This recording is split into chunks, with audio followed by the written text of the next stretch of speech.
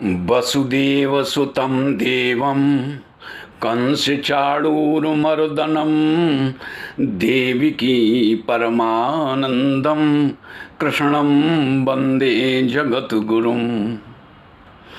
सुप्रभात देवियों एवं सज्जनों, कृष्ण संदेश सुधा चैनल के माध्यम से मैं धर्म प्रकाश भदौरिया गीता विश्लेषक गीता की ज्ञान गंगा में अवगाहन हेतु उपस्थित एवं मधुसूदन भगवान कृष्ण के चरणों में अगाध निष्ठा रखने वाले आप सभी प्रबुद्ध एवं विद्वान श्रोताओं का हार्दिक अभिनंदन एवं कोटि कोटि वंदन करता हूँ। पिछले वीडियो में आप लोगों ने सुना था जिसमें हम लोग इस विषय पर चर्चा कर रहे थे कि यदि कर्म में विकर्म जुड़ जाता है तो कर्म की जो सामर्थ्य बढ़ जाती है वह अकथनीय है, वह अवर्णनीय है। क्योंकि विकर्म के जुड़ने से कर्म चेतन हो जाता है। जब तक विकर्म कर्म में जुड़ता नहीं है तब तक वह कर्म जड़ रहता है। अब अगले श्लोक में भगवान क्या बताते हैं आप लोग बड़े ध्यान से सुनेंगे, तो पहले इस श्लोक का श्रवण करें, तत्पश्चात विश्लेषण का आनंद लें। कि कर्मण्य कर्म यह पश्येद कर्मणि च कर्म यह सबुद्धिमान मनुष्येषु संयुक्ता कृष्ण कर्म कृतो। इस श्लोक के माध्यम से मधुसूदन भगवान कृष्ण अर्जुन को बता रहे हैं कि देखो अर्जुन, कि जो व्यक्ति कर्म में अकर्म और अकर्म में कर्म देखता है वह बुद्धिमान है, वही योगी है। इसका मतलब यह हुआ कि उल्टा देखो, प्रवृत्ति में निवृत्ति का रस लो और निवृत्ति में प्रवृत्ति का रस लो। कहने का अभिप्राय यह है कि प्रवृत्ति में वैराग्य बना रहे और निवृत्ति में रस भंग न हो। ऐसा न लगे कि हाय हाय मेरे पास तो कुछ है ही नहीं, मुझ में तो दीनता आ गई। यदि इस तरह का भाव मन में आ गया तो समझो निवृत्ति चौपट हो गई। इसलिए सदैव अपने को शहंशाह मानो। ऐसा समझो कि ये दुनिया के जो लोग हैं इनमें कुछ तो हमारे मुनीम हैं, कुछ खजांची हैं, कुछ आदेशपाल हैं। यह बात सही है कि हम अपनी जेब में पैसा रखकर नहीं चलते, हम तो अपने मुनीमों की जेब भरकर चलते हैं। यह बात अलग है कि वे अपने को हमारा नहीं मानते और स्वयं अपने को मालिक मान बैठे। आप सभी लोगों ने ध्यान दिया होगा कि जब बड़े बड़े सेठ देशाटन के लिए निकलते हैं तो यात्रा के समय वो पैसा अपने पास नहीं रखते हैं। उनका पैसा या फिर तो मुनीम के पास होता है अथवा ड्राइवर के पास। कौन खतरा मोल ले। इसी तरह से संत महात्मा भी इस तरह का खतरा मोल नहीं लेते हैं।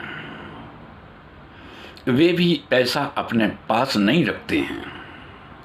संत महात्माओं की विशेष बात तो एक यह है कि वे किसी से मांगते भी नहीं और ना ही कोई खरीदारी करते हैं। बस उनका तो जिन लोगों के पास में कुछ होता है वही लेना स्वीकार करते हैं। यहाँ पर आप लोगों के समक्ष एक बात हम और स्पष्ट कर दें कि कर्म करना और ना करना दोनों ही कर्म की श्रेणी में आते हैं। इसलिए व्यक्ति को अपने जीवन में सदैव ध्यान रखना चाहिए कि कर्म करते हुए या कर्म ना करते हुए दोनों ही स्थितियों में निर्लिप्त रहें, लिप्त न हों। जिस तरीके से एक कर्मयोगी कर्म करता हुआ भी और कर्म ना करता हुआ भी लिप्त नहीं रहता, इसीलिए कहते हैं कि अकर्मणि च कर्मयः।